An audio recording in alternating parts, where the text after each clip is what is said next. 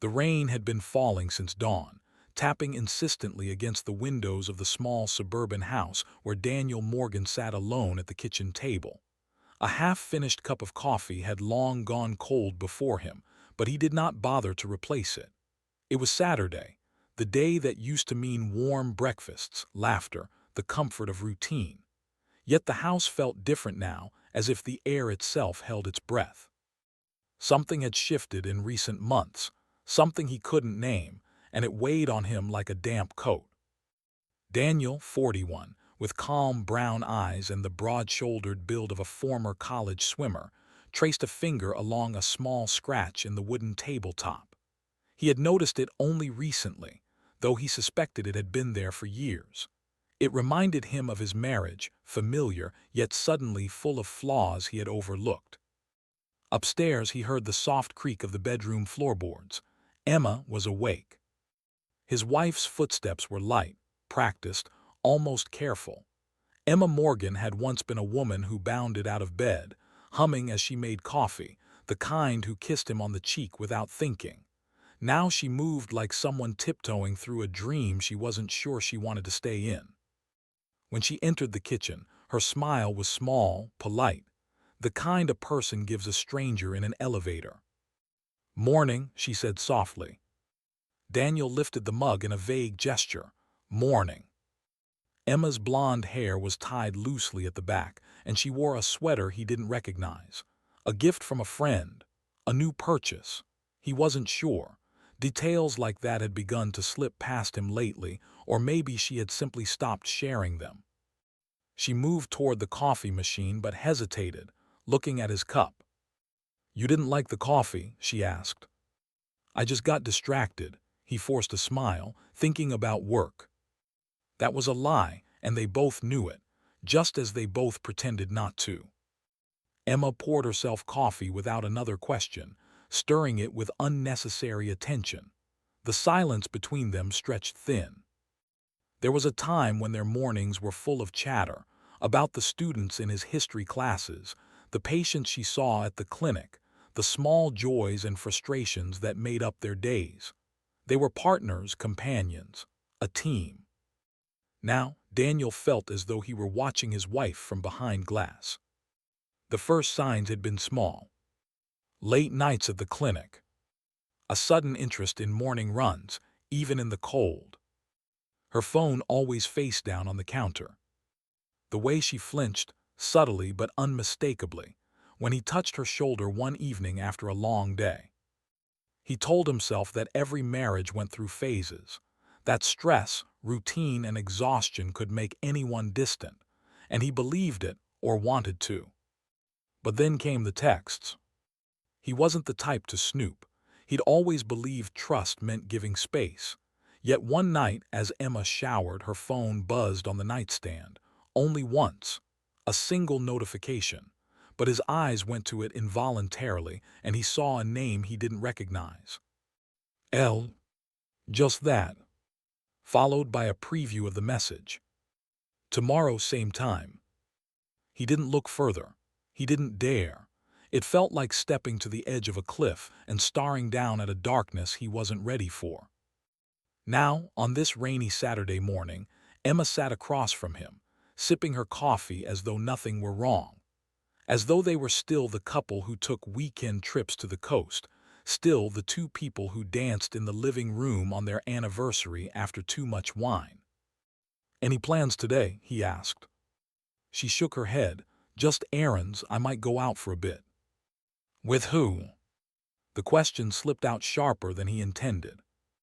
Emma blinked, her mug pausing midway to her lips. "Just alone." He nodded, though his jaw tightened. She noticed. "Why?" "No reason," he replied, looking back at the window. "Just curious." She hesitated, then added in a softer voice, "Dan, don't do that." "Do what?" "That thing where you make assumptions." His chest tightened. "I didn't assume anything." But he had, and she knew it. Emma sighed. "I'm going to shower." She left the kitchen without meeting his eyes. When she was gone, Daniel let out a breath he felt he'd been holding for weeks.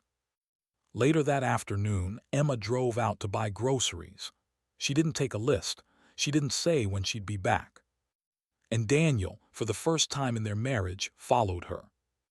Not closely, not with intention to trap. He told himself he only wanted clarity. The truth had been gnawing at him from the inside, and he needed to know whether the shadows he felt were real or imagined. Emma drove across town to a quiet neighborhood near the old botanical garden. She parked beside a small cafe, the kind they used to visit on Sunday afternoons. Daniel stayed in his car, heart pounding in his ears. Minutes later, a man approached her. He was tall, maybe mid-30s, dark-haired. Not handsome in a striking way, but confident, the kind of confidence that drew people in. He smiled warmly when he saw her. Emma smiled back. Not the polite smile she had given Daniel that morning. Not the strained curve of lips that hid worries. This smile was alive. She touched the man's arm lightly, and they entered the cafe together. Daniel felt the world shift beneath him. He sat in the car for almost 15 minutes, unable to move. Rain slid down the windshield in slow, trembling lines. His chest felt tight, as if something were pressing against his ribs from the inside. Finally, he forced himself out of the car. He didn't storm into the cafe. He didn't shout. Instead, he walked slowly, like someone moving through water, each step heavy. When he entered, the warm aroma of roasted beans enveloped him, a scent he had always loved but now found suffocating. He spotted them immediately. Emma and the stranger sat in a corner booth, leaning close, speaking in hushed tones. She reached across the table, and he watched her fingers graze the man's hand. Daniel swallowed, his throat dry. He could turn around. He could leave. He could pretend he had never seen this moment. But something inside him, the same instinct that had kept him from confronting the texts, the distance, the lies, finally broke. He took a step toward them, then another. Emma looked up first. Her face drained of color. "Dan." The man straightened, startled. Daniel stood before the table but didn't sit, didn't speak at first. He simply looked at her, and she saw, for the first time, the depth of the wound she had carved into him. "Who is he?" Daniel asked quietly. Emma opened her mouth, but no sound came out. The man cleared his throat. I asked her," Daniel said, eyes never leaving Emma. She clasped her hands tightly in her lap. "His name is Lucas." "Lucas. L. Same time tomorrow." His stomach twisted. "How long?" Daniel asked. Emma closed her eyes briefly, as if bracing for impact. "A few months." The cafe noise faded. The world faded. Only her voice remained, echoing. "A few months." He felt something inside him crack, fragile, sharp. "Why?" he whispered. Tears welled in her eyes. "Dan, I didn't want to hurt you." "But you did."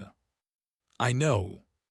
Lucas rose slowly from the booth. "Maybe I should." "Sit," Daniel said without looking at him. His voice startled even himself, steady yet trembling. "No one is running away from this conversation." Emma wiped a tear from her cheek. "This wasn't planned." "Affairs never are," Daniel answered. She flinched. "I didn't mean for it to go this far," she said. "I was overwhelmed. Work, life, us. I felt invisible, Dan, like I was fatting." His jaw tightened. "So you found someone who made you feel seen." Emma's silence said enough. Lucas spoke gently. "Daniel, I know this is." "You don't get to say my name," Daniel snapped. "You don't know me." Lucas nodded, lowering his gaze.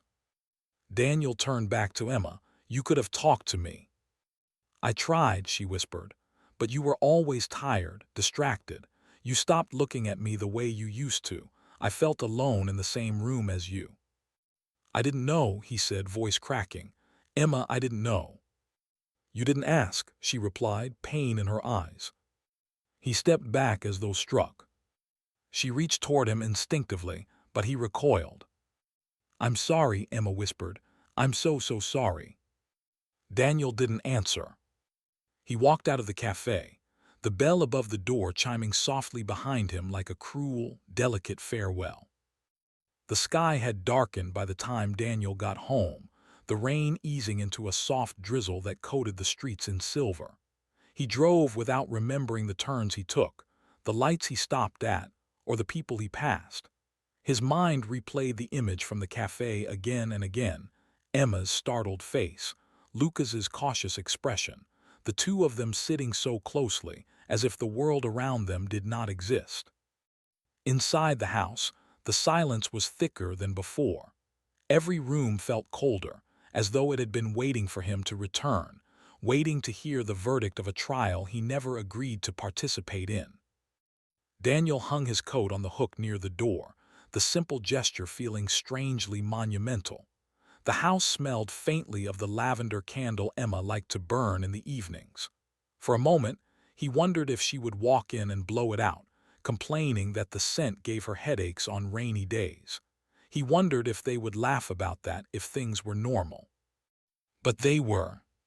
He found himself in the living room without remembering when he moved there. He stared at the framed photos lining the shelf: honeymoon in Santorini, their 5th anniversary dinner, the hiking trip where Emma twisted her ankle but insisted on finishing the trail anyway. In every picture she was smiling, and in every picture he stood beside her, believing that smile was for him alone. Now he wasn't sure of anything. It was nearly an hour later when he heard the front door open quietly, as if Emma hoped he wouldn't notice her return. She stepped inside, her clothes still damp from the rain. Her expression was a mixture of caution and sorrow. "Dan," she began softly. He didn't turn toward her. "Did you drive him home?" "No," she whispered. We didn't go anywhere after you left." He nodded once, still facing the window. "Did he comfort you after I walked out?" Her breath hitched. "Dan, please." "You don't have to answer. It doesn't matter." Emma stepped deeper into the room but kept distance between them, as if afraid to come closer or unworthy of doing so. "I know you don't want to hear this, but I'm sorry. Truly." He finally turned. His eyes were tired, red around the edges. "Why didn't you tell me?" he asked. She swallowed hard. "Because I was ashamed. Because I didn't want it to be real. Because once I said it aloud, I knew I couldn't take it back. You could have ended it before it turned into whatever that was." "I tried," she said, voice cracking. "I tried more than once, but we kept drifting further apart, and with him, it felt easy. It felt like breathing again." Daniel closed his eyes. Emma stepped closer. "You're not a bad husband, you're not. I need you to know that." "Then why?" he whispered. Her tears slid down her cheeks before she could stop them. "Because sometimes love changes shape, and you don't realize it until you're already holding something you don't recognize." He let the words sink in. They hurt, not in the sharp, immediate way a wound hurts, but in the deep, dragging way that exhaustion hurts, a subtle ache that sinks into the bones. Daniel walked to the staircase. "Dan," her voice trembled. He paused but didn't look back. "I'm sleeping in the guest room tonight," he said. Emma's chest tightened. "Can we talk later, just talk?" "Later," he said, and ascended the stairs. The guest room was rarely used, but it held a strange comfort tonight. The air smelled faintly of old books and the cedar chest Emma's grandmother had passed down. Daniel sat on the edge of the bed, elbows on his knees, trying to slow the storm in his chest. He wasn't angry the way he expected to be. Not yet. Instead, he felt hollow, as if someone had reached inside him and quietly removed something essential. Minutes turned into an hour.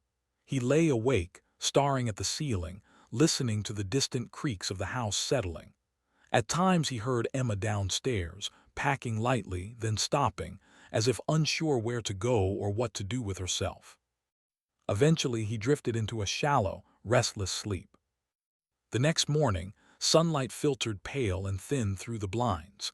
Daniel woke to the dull throb of a headache and the uncomfortable stiffness of sleeping in a bed not his own. For a moment, he forgot why he was there. Then memory arrived like a cold draft through a cracked window. He dressed and went downstairs. Emma was sitting at the kitchen table, a cup of tea untouched in front of her. She looked as though she'd slept even less than he had. "You didn't eat," he said quietly. "I wasn't hungry." He nodded. They stood on opposite sides of an invisible line neither dared to cross. "Do you want to talk now?" she asked. "Not yet." Emma exhaled shakily. "Dan, please don't shut me out." He looked at her, at the woman he'd loved for over a decade, at the person he had planned a future with. Trust and betrayal, love and disappointment, all of it collided behind his eyes like conflicting tides. "I'm not shutting you out," he said. "I just don't know how to talk to you right now."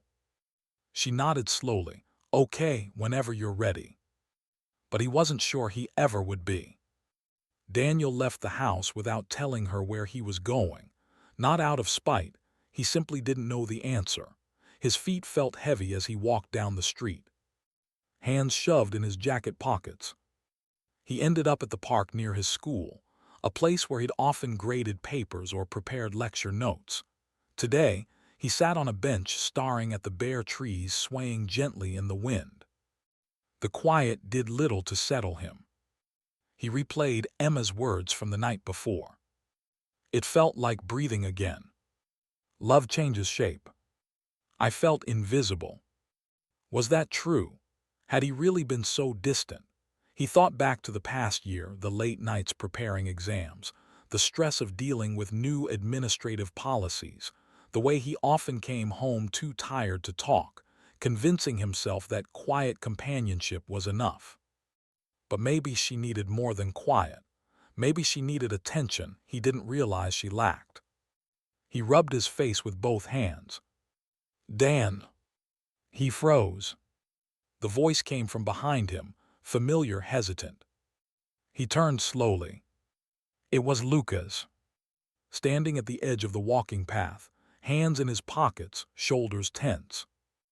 Of all the people Daniel could have met here, this was the last one he wanted to see. He felt a surge of irritation, but he kept his tone controlled. "How did you know I'd be here?" "I didn't," Lucas replied. "I was just walking, thinking." Daniel let out a cold breath. "About her." "About everything," Lucas said, "and about you." Daniel stood. "I'm not sure talking is a good idea." Lucas nodded. "Maybe not, but I wanted to say something anyway." Daniel stiffened but didn't walk away. Lucas continued, voice low.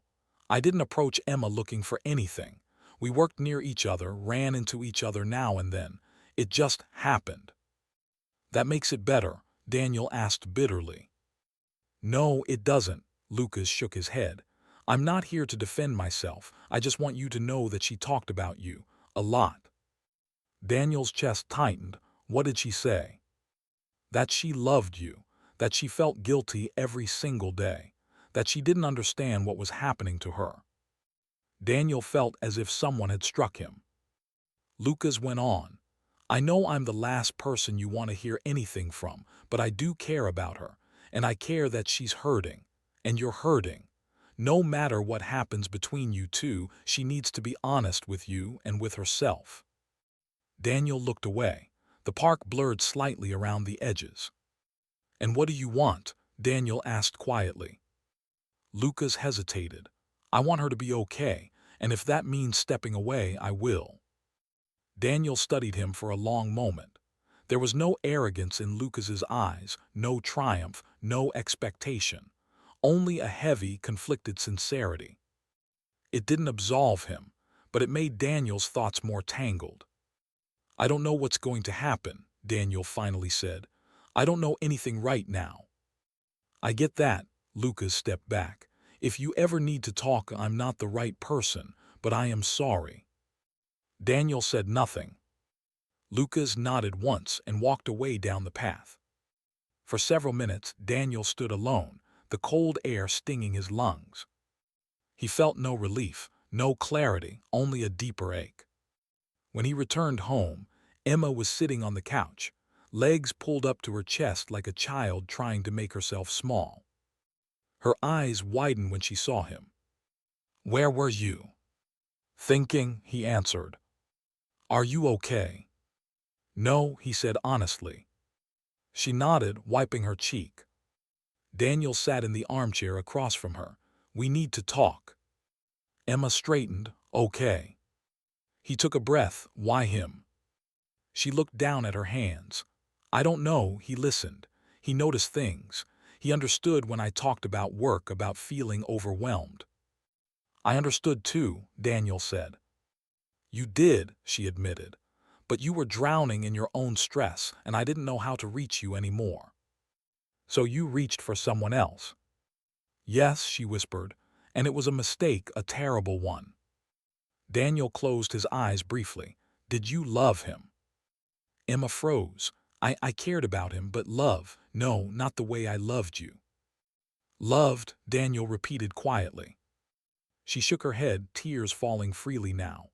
"Love, present tense. I still love you, Dan. I never stopped." The words landed somewhere deep inside him, but they didn't bring comfort, only confusion. "I don't know if that's enough," he said. "I know." She wiped her face with trembling fingers. "But I want to try, if you'll let me." He looked at her, the hope in her eyes, the fear, the guilt. The woman he knew and the one he didn't recognize anymore. "I need time," he said. "Take all the time you need." He nodded and stood to leave the room, but paused. "Emma." "Yes." "End it completely today." Emma's breath caught, but she nodded. "I will." Their eyes met, full of everything they couldn't say. Daniel walked upstairs, leaving her alone with her decision. Emma reached for her phone with trembling hands. And as she typed, tears fell onto the screen. Emma sat alone in the quiet living room long after Daniel had gone upstairs. The light from the table lamp cast a soft, golden circle around her, making the shadows in the corners feel deeper, heavier. The house had never seemed so foreign, so charged with unspoken pain. Her phone sat in her lap, the screen still lit from the last message she'd typed. "We're done. I have to fix what I broke. Please don't contact me again." She had sent it 20 minutes ago. Lucas hadn't replied. Every minute of silence felt like both a relief and a punishment. She stared at the screen until it dimmed, then set it on the coffee table and covered her face with her hands. What had happened to her? When had she crossed the line from loneliness to betrayal? When had she become someone capable of hurting the man who had stood beside her through illness, through financial struggles, through the quiet, forgettable days that made up most of life? She didn't have an answer, only fragments of explanations that never added up to justification. Upstairs, a door closed softly. The faint sound made Emma lift her head. Daniel was awake. She closed her eyes. She wasn't ready for another conversation, but she knew they couldn't keep circling each other forever. After a moment she stood, wiped her cheeks and walked to the staircase. Daniel was in the hallway, leaning against the wall. He looked tired, the kind of fatigue that sat not in the muscles but in the soul. "I didn't mean to wake you," Emma said. "You didn't." They stood in silence for a long moment. "Did you talk to him?" Daniel asked finally. Emma nodded. "I ended it." "Good." But his voice lacked triumph. It was flat, resigned. "Can we sit?" she asked softly. Daniel hesitated, then nodded. They went into the guest room, neutral territory. He sat on the edge of the bed. She took the chair by the window. Emma clasped her hands together. "You deserve the truth, all of it." Daniel looked at her, eyes guarded. "Okay." She inhaled slowly. It started with small things. Conversations that felt easier than they should have. Compliments that filled a space I didn't realize had been empty. He felt the words like a dull blade, but he didn't interrupt. "I didn't plan anything," she continued. "But I didn't stop it either. I kept telling myself it was harmless, that it was just attention, just someone being kind. Her voice wavered. But the moment I started hiding it from you, I knew what direction it was heading. Daniel's jaw tensed. So you let it happen? I did, she nodded, tears threatening again. I let it happen because I was weak, because I was lonely, because I didn't know how to tell you I felt like we were slipping away. We weren't slipping, Daniel said quietly. I thought we were just comfortable. Emma's voice cracked. Comfortable for you, invisible for me. He winced. She pressed her palms against her knees, trying to steady herself. I didn't fall in love with him, Dan. I fell into a version of myself that felt noticed, wanted. It was wrong, I know that, and I hate myself for it. Daniel stared at the floor. I ended it because I want us back, she whispered, if that's still possible. He finally looked up. I don't know if I can trust you again. Her breath caught. I understand. But I want to try to understand why, he added, voice softer. Not to excuse it, but to make sense of it. Emma wiped her eyes. I can tell you everything, anything you need. Daniel nodded slowly, then said something she didn't expect. I need space. Emma blinked. Space. Yes, his voice was steady but full of strain. Not a separation, not yet, just space, to breathe, to think, to figure out what this means. She swallowed hard. If that's what you need, I'll give it to you. He nodded once, then stood. I'll sleep here tonight again. Okay, Emma stood too, though her legs felt weak. Do you want me to leave you alone? Yes, he whispered. The words sliced through her, but she forced a nod and stepped back. When she left the room, Daniel closed the door gently behind her. Then, alone in the dim guest room, he let himself fall onto the bed and exhaled shakily, as though holding himself together in her presence had cost him all the strength he had left. Morning brought no clarity. Daniel went for a long walk before sunrise, circling the neighborhood, then the park, then the empty school grounds. His breath billowed in the cold air, each exhale a small release of the heaviness inside him. He passed by the benches, the trees, the track field where he often saw students practicing for track meets. Everything looked the same, but he felt different, as if he had shifted out of alignment with the world. His phone buzzed, a message from Emma. I made breakfast, if you want to join me.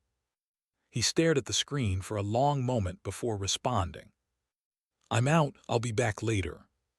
She didn't reply. He didn't expect her to. Emma spent the morning cleaning, not because the house needed it, but because staying still made the weight inside her chest unbearable. She scrubbed the kitchen counters until her hands ached, organized the pantry, changed the sheets, dusted the bookshelves. Every corner of the house held memories she didn't know how to look at anymore. The couch where they watched movies and fell asleep.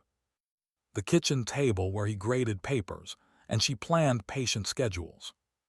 The doorway where he used to kiss her goodbye before work. Each memory was a reminder of what she had put at risk, of what she might lose forever. By noon, she sank onto the couch, exhausted. Tears came silently. She didn't hear the door open. Daniel stepped inside quietly, stopping when he saw her. His chest tightened, not with anger this time, but with something more complicated. She looked up quickly, wiping her face. Hi. Hi. I didn't know when you'd be back. I needed to walk. She nodded. Do you want lunch? I can make something. No, thanks. Emma lowered her gaze.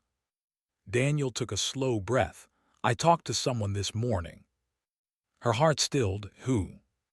Ryan. Emma blinked. Your brother. He nodded. I told him everything.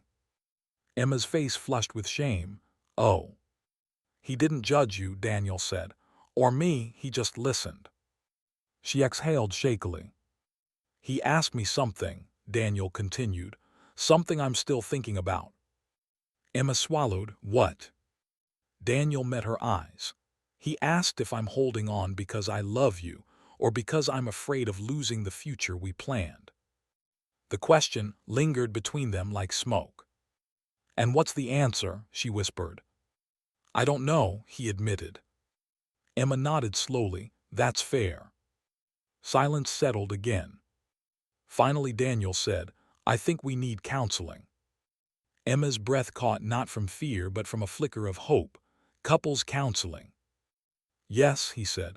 If we're going to try, we need help. I can't do this alone. She nodded eagerly. I'll do anything, I will. Daniel lifted a hand slightly, not reaching for her, not pushing her away. Just a small, vulnerable gesture suspended between them. I want to try, he said, but I'm afraid. Emma stepped forward but carefully as though approaching a wounded animal. I'm afraid too. Their eyes met, not as husband and wife, not as partners caught in betrayal, but as two human beings standing in the wreckage of something once beautiful.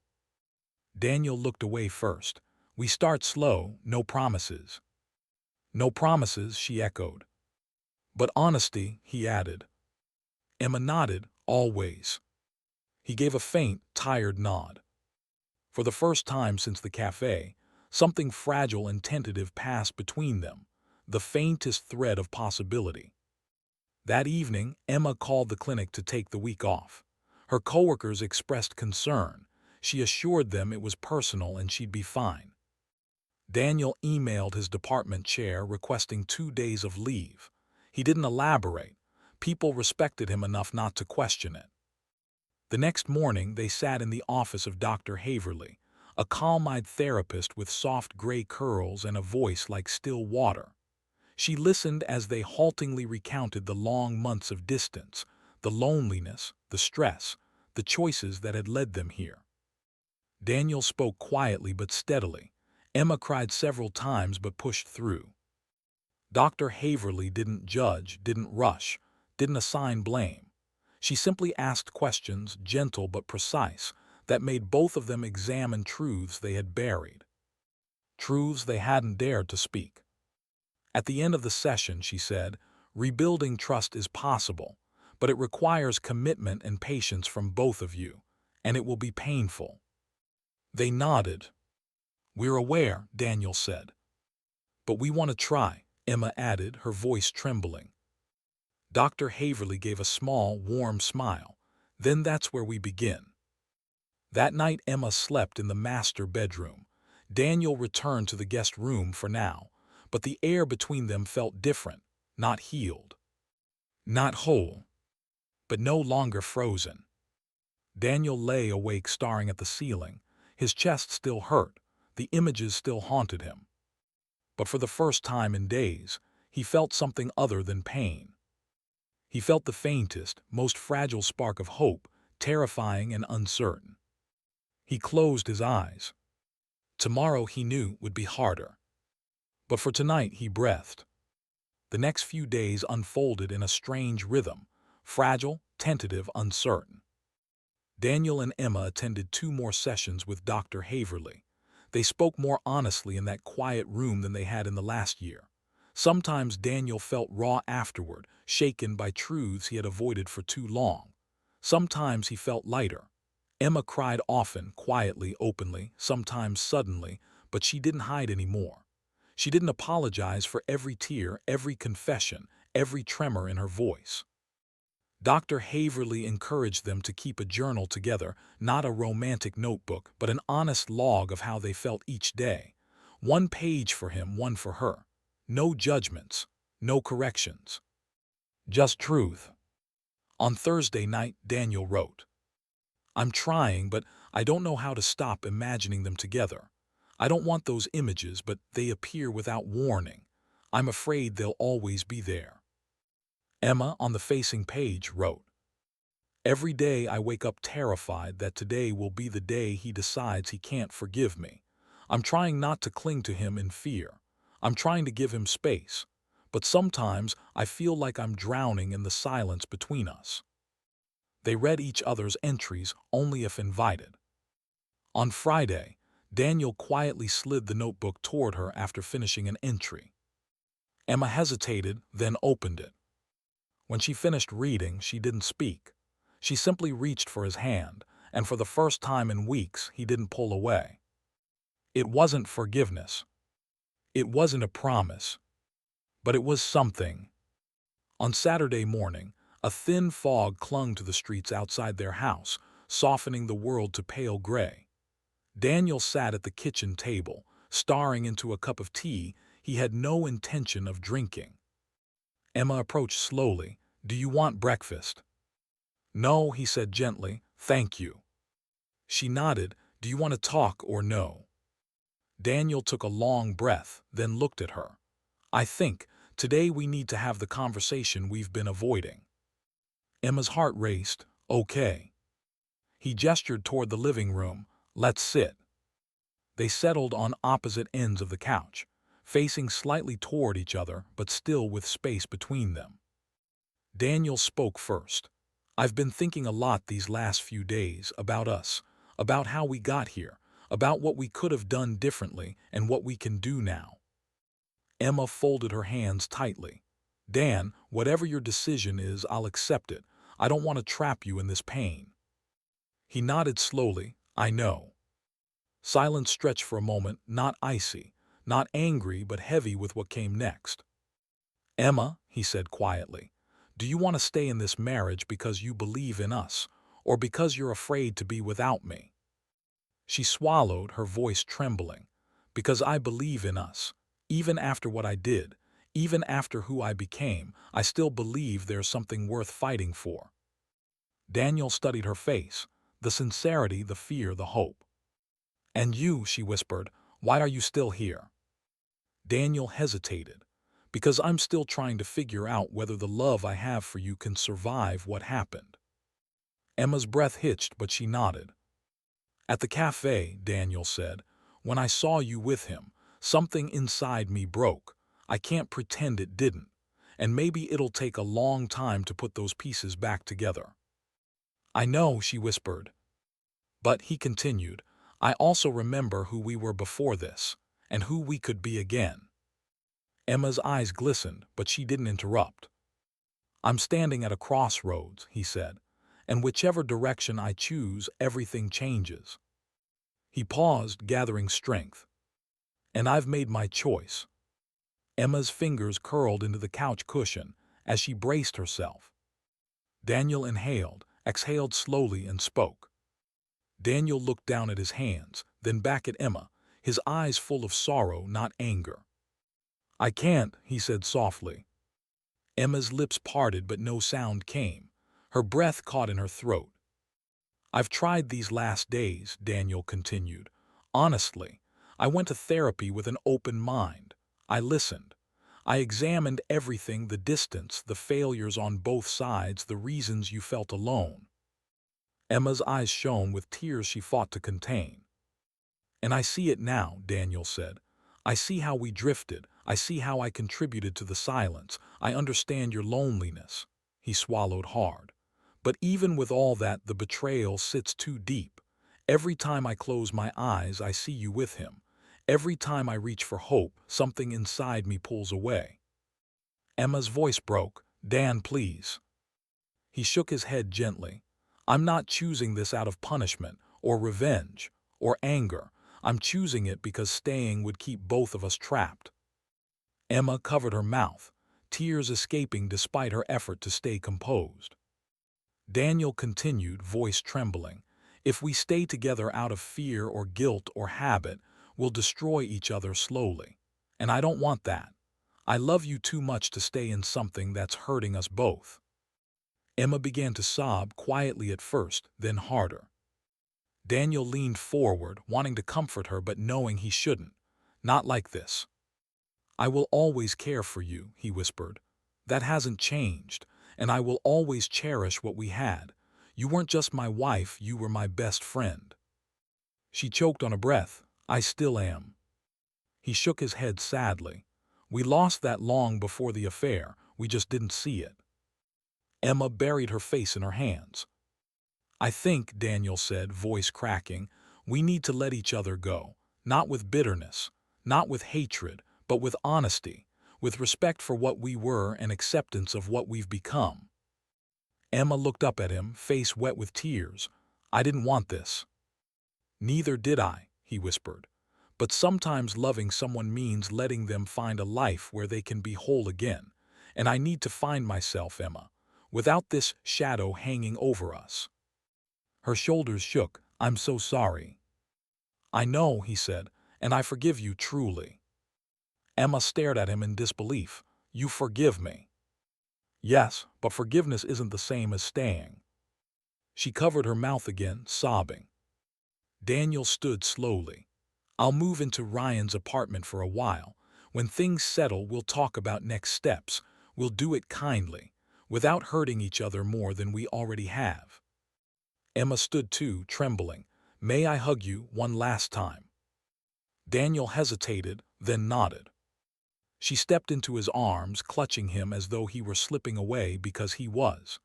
And he held her tightly, memorizing the feel of her, the familiar warmth, the scent of her hair. When they finally parted, both were crying. Daniel whispered, I'll always wish things could have been different. Me too, she sobbed. He touched her cheek once, a soft, final gesture, then stepped back. And for the first time in their marriage, they chose to walk separate paths. Not out of anger, but out of love that could no longer survive the weight of silence.